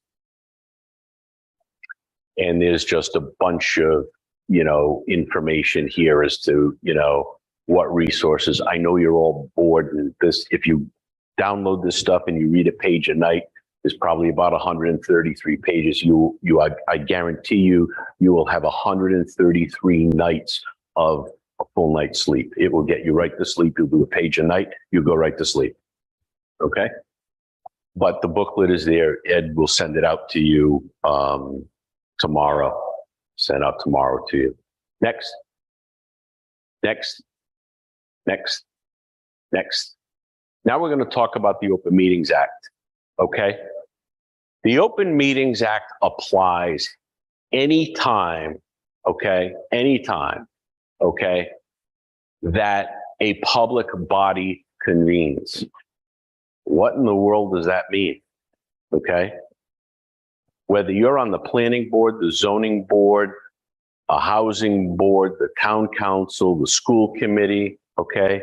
When a majority of those groups of people get together and begin to discuss, deliberate, I don't care if they're thinking about it telepathically, in a majority, that's a meeting. That's a meeting. If there's a meeting, okay, the citizens have to be advised, and it has to be open to the public, okay, open to them. They have to be able to see what's going on. They have to be able to cast a watchful eye on the public body and the decisions that are being made. Next. Okay. So what does the Open Meetings Act require? Okay. That meetings be open to the public. What does open to the public mean? Well, it means, first of all, okay, in the post-COVID era, which we're in, it means they have to be able to come and visit in person. Okay. Some municipalities permit or allow participation, okay, by way of a virtual platform like Zoom or GoToMeetings. I think we use Zoom, Cody. We use Zoom, okay. Many municipalities also broadcast on YouTube, okay. That's not for participation purposes, but it's sort of like, the window into the public meeting itself. So people can observe, they can hear, okay? Notices. There are 2 schedules of notices, okay? At the beginning of every year, the clerk has an obligation, as do all of the bodies here, to get to her and say, look, we meet 2 times a month. These are our 2 meetings for every single month. Now, there are other times that there are special meetings, not emergency meetings, but special meetings. So we'll add meetings. Well, you know, you have to meet a 48-hour posting requirement. That's what they're talking about, supplemental meetings. In every meeting of a public body, when over, must have minutes of what occurred at that meeting, okay? You have to have minutes. And there are varying requirements for what's in minutes depending upon the public body. Next. Okay. What triggers the OMA? A quorum, talked about that, okay? Whether or not, in fact, it is a public body and whether or not it's a meeting. I'm going to suggest to you, okay, a quorum of a public body, okay, can be construed as a meeting. Does that mean that the town council can't have a Christmas party at which all of them are there? That's not what that means, okay? But while they're there, they cannot talk about business of the council. What does that mean? Well, you know, we have this zone change coming up in 2 months, or we have this development that we're trying to bring to town. Hey, what do you think about that? You can't do that, okay? Can't do that. They can, however, have a conversation about the fact, you know, I hate this meeting schedule. You know, we can talk as a group to schedule a meeting. We can talk as a group to say, we don't like the schedule of meetings. Let's fix this. Give me a pen. And stand there. I'm not on the council, but 3 of them stand there and cross things off. Okay. That's not a discussion. That's not considering public business. That's a ministerial act related to scheduling. Okay. But if they're talking about something that's before the council, coming before the council, that cannot happen. And there's a number of circumstances, and I'm not just talking about the council. That can happen with planning, that can happen with zoning. Okay. And it's important that you not have those deliberative discussions outside of the public's view of what it is you're talking about. Next. This tells you what a public body is, okay? Departments, agencies, commissions, committees, boards, councils. And by the way, I know many of you who serve on boards and commissions, and some of us in past lives have done so. You don't get paid for this. A lot of work. You put in a lot of time, okay? But there are also requirements. There are legal requirements. In for a penny, in for a pound. And in your case, you're not even in for a penny. Okay, next.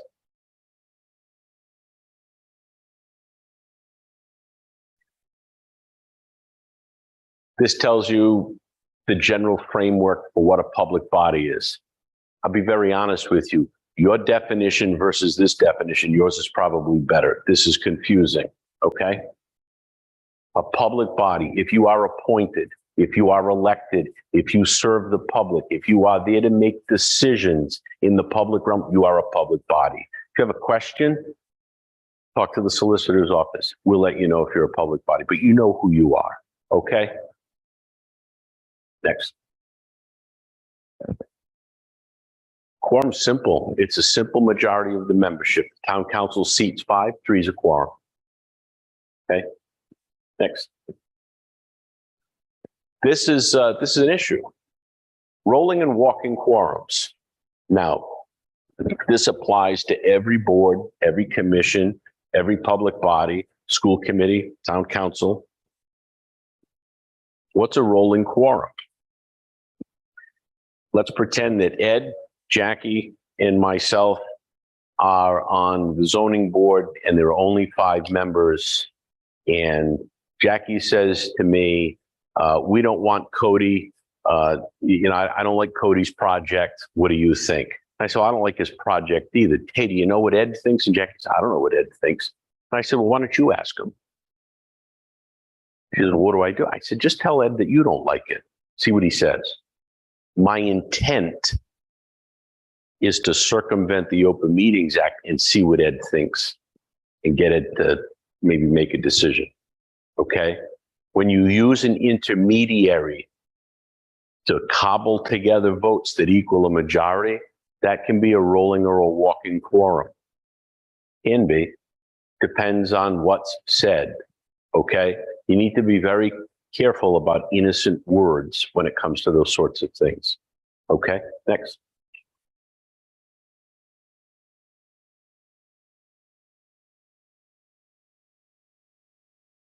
Third persons. Third persons. So again, it's me, Jackie, and Ed. We're a majority of 5. And I decide I don't want to get my votes together using Jackie. So I go to Bob. Say, Bob, you're not on the committee. You're an innocent. Go talk to Jackie for me. See what she says. Oh yeah, she's against Cody Shedd. Terrific. Now I want you to go talk to Ed. And he goes to talk to Ed, and Ed says, have you talked to anybody else? Oh, no, I haven't talked to anybody. Okay. Ed says, I'm not in favor of it either. I now know I have 3 votes. Okay. That's the third person to be avoided. Next. Email, listservs, social media, any way that you can try to construct a decision-making apparatus among or a scheme among a majority of board, commission, council, or committee members should be avoided. If you are on a board and there is an email that goes out and it can be construed that you're trying to solicit an opinion, solicit a vote, influence an opinion, a decision, or a vote, it's not a proper email. Now, emails that are sent out to provide information for informational purposes, that's okay. But put on the email, don't respond to this. This is for informational purposes only. There is to be no discussion. Do not hit reply all. Okay? Here's your information. Have a nice day. Next.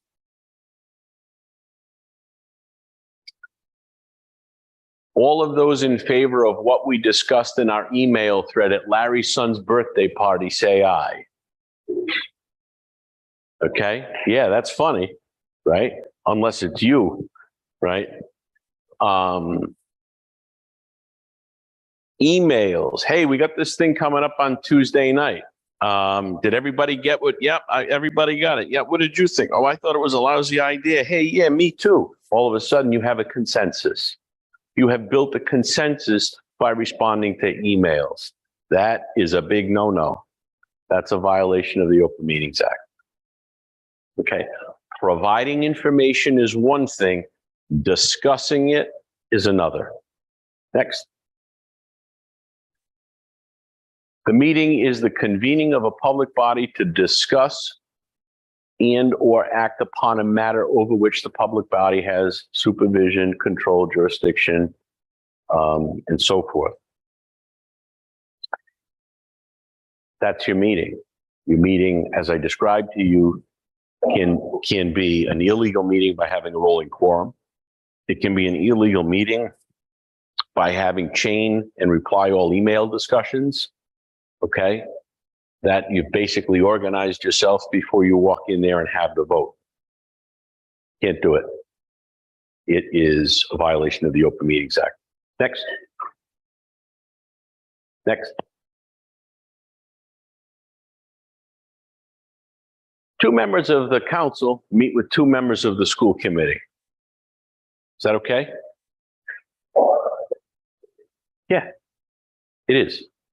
Oftentimes, school committee members and council members have work groups. Do they meet in a phone booth? No, it generally takes place in the context of the school building or some kind of a budget work group and things of that nature. And it's designed to facilitate the free flow of information between those 2 committees.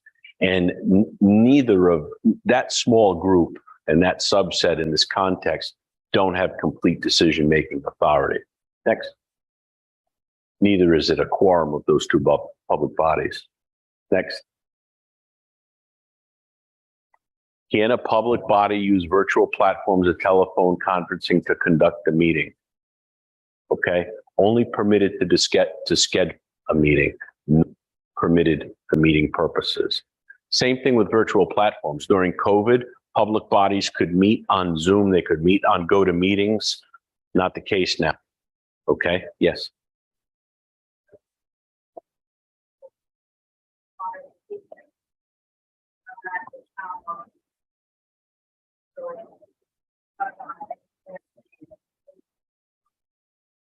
Yeah, if you want to go back, Cody. So social media comments. You know,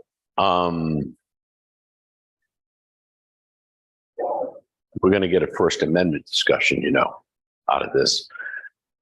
You have a right as citizens to exercise your right to free speech under the First Amendment. Okay. Then you become a public official and, you know, serving on a public body, and you realize that there is a certain restraint, okay, that you have to exercise in participating in certain forums. Sure, you can give your opinion, okay? But if the purpose of giving your opinion and your comments, okay, is to gain consensus among members of that public body who may belong to that group, that can be viewed as a circumvention of the Open Meetings Act, okay? I mean, social media certainly has its purpose, okay? But it should not be used to circumvent the Open Meetings Act.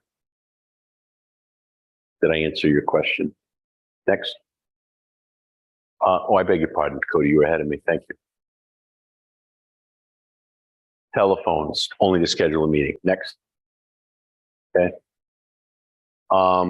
It's important to note that the Open Meetings Act does make certain exceptions for telephonic and virtual participation of members of the public body who are disabled and members of the public body who are on active duty service in the armed services. Next. Hybrid and virtual meetings, I think we've covered that. I mean, we're not in the age of COVID. What COVID did do for us was allow other modes of participation for the public, but presently it is important and necessary under the law for all members of the public body to convene in person. If you are on vacation and you are a member of the planning board and there's an important vote and you dial in and say, "Hi, I'm here, I'd like to cast my vote." No, you may not. No, you may not. If you want to vote, you need to be in person. That applies to all public bodies. Next. Next. Executive sessions. Executive sessions happen more often than not at a council level than they do, at least in this town, and at a school committee level, than they do before other boards and commissions in the town. There are specific enumerated circumstances under which those provisions may be invoked so that the council or the school committee, and I'll use them as examples, can go into executive session to discuss certain matters outside of the public's purview. And if you read the list of exceptions, you may say, well, gee, that's a pretty simple list. Yeah, but if you look at the interpretation of those categories by the Attorney General's office, there are other subsets of circumstances under each of those exceptions that the body can convene in executive session. For example, the town council presently, as of last night, will be considering certain applicants for the position of town manager as a permanent appointment. There will be certain aspects of that process that the applicant may wish to keep private, and that the council may wish to keep private with respect to pay, with respect to terms of employment, things of that nature. Now, they will become public afterwards, assuming that there's a contract. There could be a negotiation in private with that person. There are things that come up in the interview process that the Attorney General's office has said it's okay to conduct those key interviews in private. Okay. Now you may say, well, okay, great. So all interviews happen in private, right? So I want to be on the land trust. I'm going to get interviewed in private. No, you're not. No, you're not. That is not proper subject matter for executive session. The Attorney General's office has ruled on that. Okay. They've ruled on that. Unlike the Ethics Commission. The Ethics Commission ruling only applies to you if you are the subject of a complaint or if you're requesting an advisory opinion. Under the Open Meetings Act, the rulings of the Attorney General's office do have some guiding and precedential value to future circumstances, such as the two examples I just raised. Next. Okay.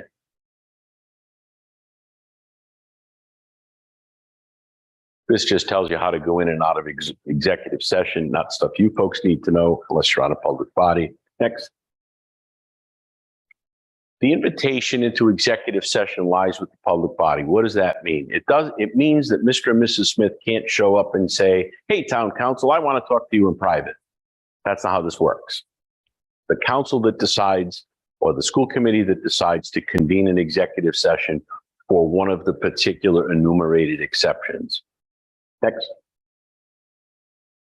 Job performance. Job performance and character of, any of you as an employee, for example, if that happens to be the case, if you're employed directly by the council or there's some other issue brought to their attention, that would be an executive session.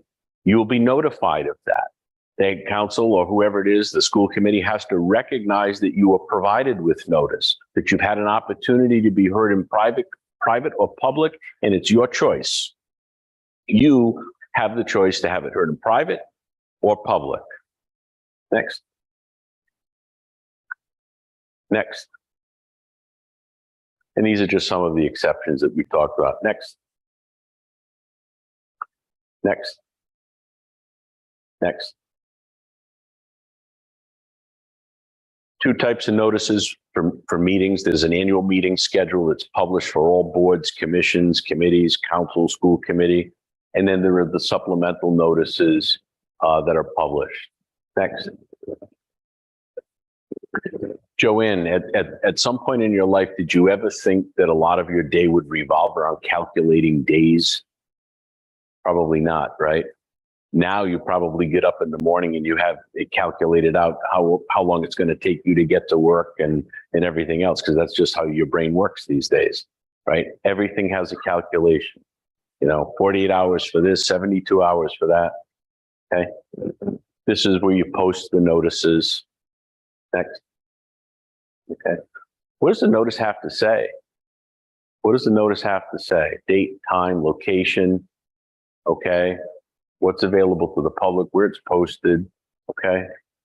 And the statement specifying the business to be discussed. We have to be pretty specific before your boards, commissions, councils, and committees as to what is the business before the group.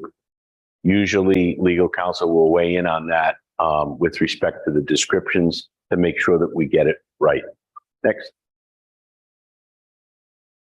And this just gives you some specifics of that. And anybody have questions to this point? I'm trying to get you through it. I know it's a little warm in here. Any questions? Next. Old business, new business, president's report. Depends on what's under those items. Generally speaking, category of old business is discouraged. Business matters that it carried over is encouraged, but you have to enumerate what those matters carried over are. Same thing with new business. You can have new business items, but what are they? It's not enough to just have a heading that says, hey, we got new business. Yeah, okay, what is it? You have to give the public notice in your agenda just what is new that's being discussed at that meeting. Okay.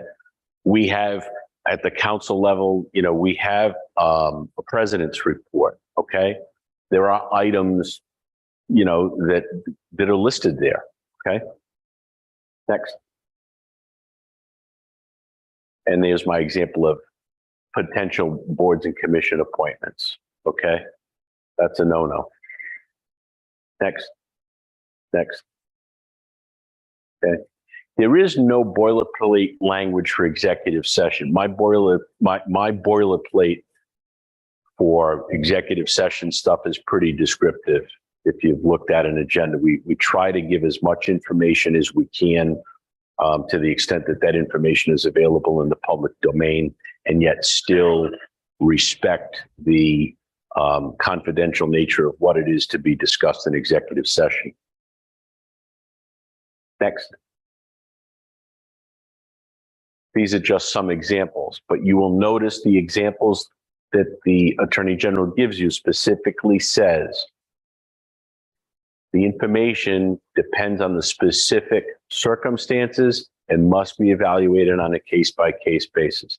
That's the dialogue that usually happens between legal counsel, the leadership for the committee, or whoever the chair is that's in charge of facilitating the agenda, and whoever the person is that's in charge of putting that agenda together and publishing it. In the case of the council, that would be Ms. Amatrano. Next. You don't need to know about school committees. Next. I'm not a big fan of amending agendas. If we're going to amend an agenda, it's my preference that we do it well in advance so that the public has notice. Okay. We do it with a 48-hour notice requirement. Next. Think of an agenda, 49 hours before the meeting. Whatever's on that agenda that's been posted, it's like concrete. Okay. On the 48th hour, whatever's there turns to concrete. You can't change it. If you do, you need to repost it and wait another 48 hours. Next. Emergency meetings, very rare circumstance. I'm not going to waste your time with that. It's more or less a council thing or a school committee thing. Very rare circumstance. And public comment. Hey, by the way, don't turn the slide, Cody. Does anybody think that the Open Meetings Act requires public comment, that you must provide public comment? Raise your hand. How many? Does the public have an absolute right to speak as a matter of course under the Open Meetings Act? The answer is no. They don't. The Open Meetings Act says the meeting has to be in public and it has to be open. Okay. In the political realm, the public is invited to comment as a regular course. I've served in a number of communities, and I've seen it handled differently in different communities depending upon the topic and the items. This council, as a general rule, has a very liberal policy. I don't know about the school committee here, but this council encourages public participation, which I candidly, I don't take a position on it as a member of the public. I think it's great, but anyway, next. And that's the answer to the question that I just posed. Next.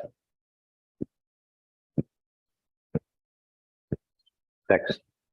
One of the things to be considered in public comment is if somebody gets up under public comment on an undocketed item and says, hey, I want to talk about the high school, and there is not an item on the agenda related to the high school. They can say whatever they want as a member of the public about the high school, but the public body may not go any further than that other than to listen. There's no deliberation that should happen at that point. Okay? Take it under advisement. We've heard you. Thank you very much. And that's it. Because the public body is constrained to talk about only those matters that are on their agenda for consideration. Meeting minutes. Joanne, it's the bane of your existence, right? And the bane of every clerk's existence who's charged with taking care of a committee, board, commission, councils, or anything else. Next. This tells you what needs to be in the meeting contents generally. Okay. And by the way, unless it's a sealed minute related to an executive session, they're subject to being provided in response to an access to public records request. Public can see the minutes. Next. Next. That was a picture of Ed when he fell out of the chair. We blurred it out to obscure his identity.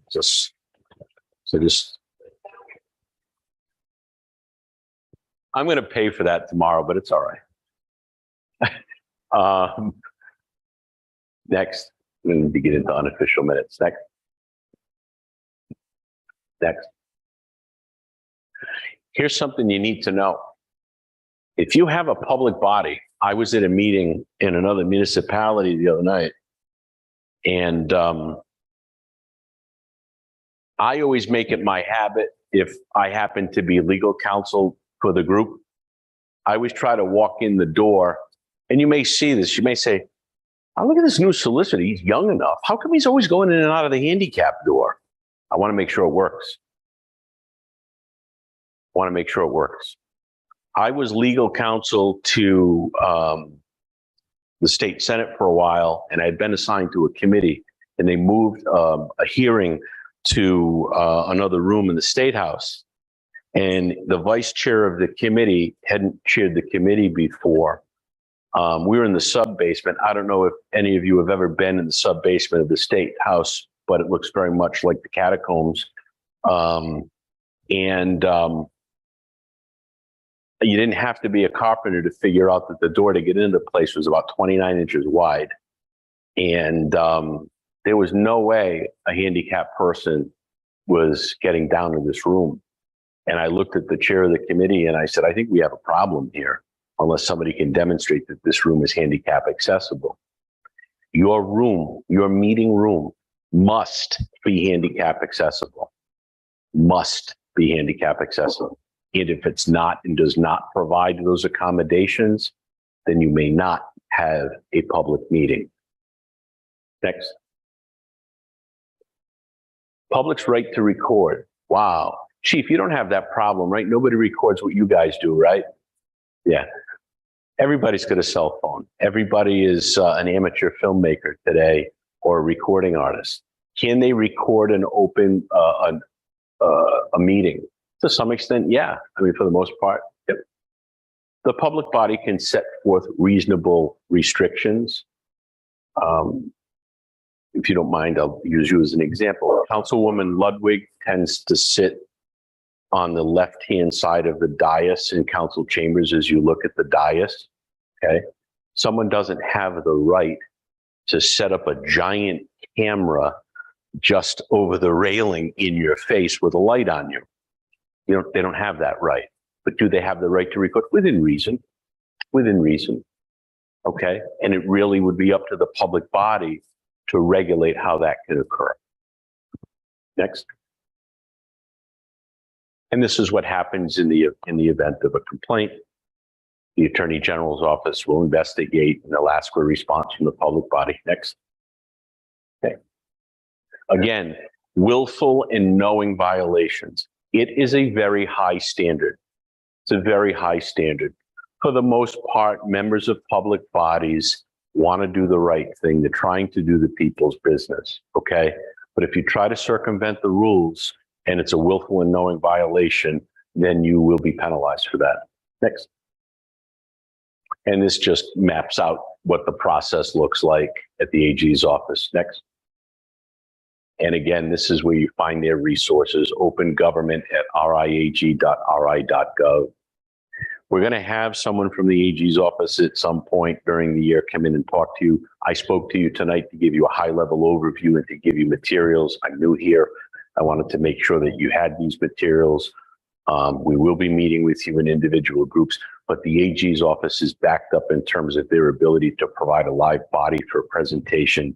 So I thought it best that, it at least get done in a cursory fashion. Do anyone have questions of any kind?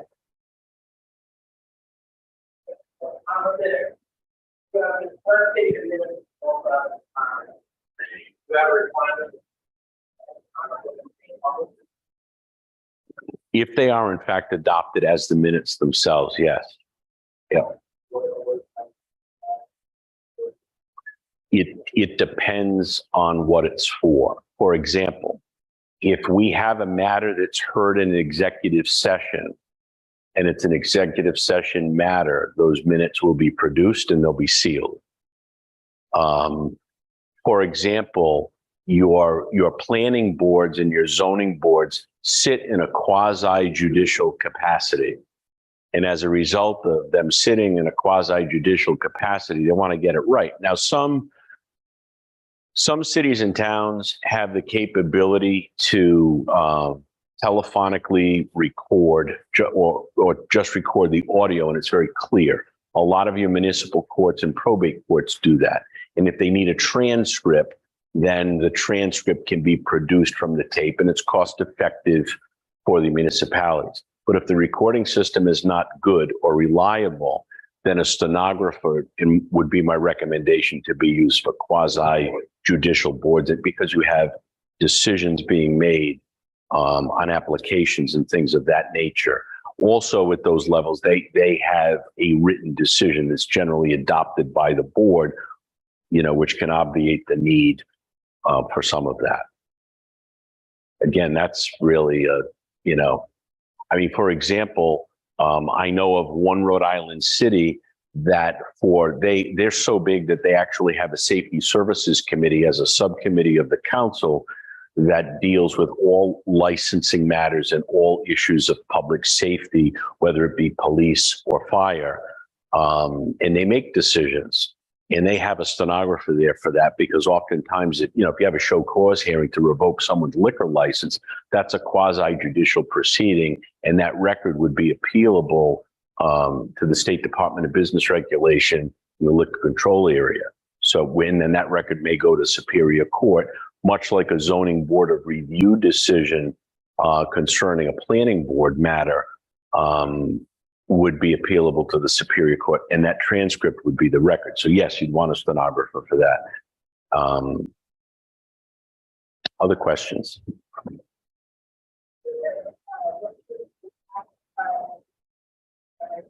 No, there's not. Nope, there really is not. Generally speaking, open meetings violations are filed contemporaneously with the conduct. So,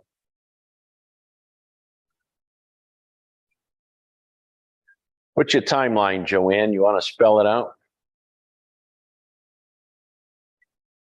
What about draft minutes? You ever file draft minutes?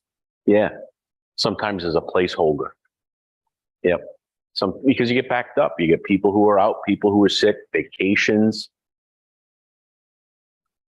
Yeah. And by the way, the AG's office knows that. Okay, they know that. If every city and town or municipal or governmental agency on the state level was staffed out to the extent that we could be responsive like this, we'd go broke. We'd have so many bodies, right?